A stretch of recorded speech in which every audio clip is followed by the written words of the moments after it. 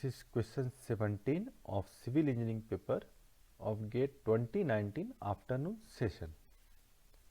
An anisotropic soil deposit has coefficient of permeability in vertical and horizontal directions as Kz and Kx respectively. For constructing a flow net, the horizontal dimension of the problem's geometry is transformed by a multiplying factor of.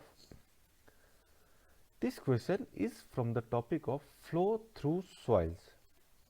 You may watch lecture 12, permeability and seepage, soil mechanics, geotechnical engineering 1 by Professor Dilip Kumar Vaid, IIT Kharagpur. So, in situ, most loose deposits are probably isotropic. That means flows in all the direction are more or less same. That is, the value of permeability in horizontal is almost same as in the vertical direction. But if any earthen embankment, dams or any structure has to be constructed on this type of deposit, then compaction is done on these types of soil. So, due to compaction, the vertical layers of soil are compacted more as compared to the horizontal layers. So, as a result of that, the value of permeability in the horizontal direction is more as than that of in vertical direction.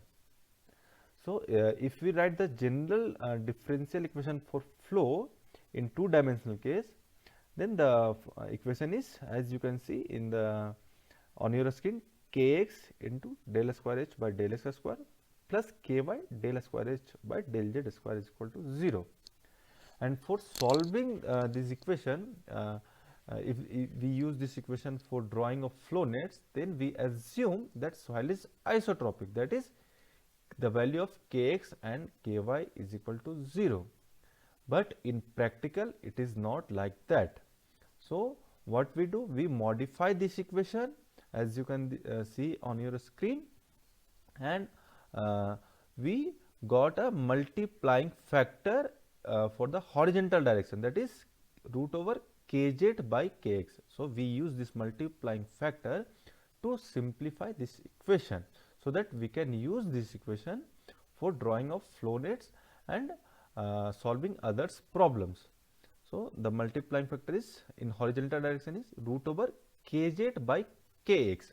So, here in this question, it is asking that for constructing a flow net, the horizontal dimension of the problem's geometry is transformed by a multiplying factor of. So, we just saw root over kz by kx. So, root over kz by kx you can see in the option A. So, option A is the correct answer for this question.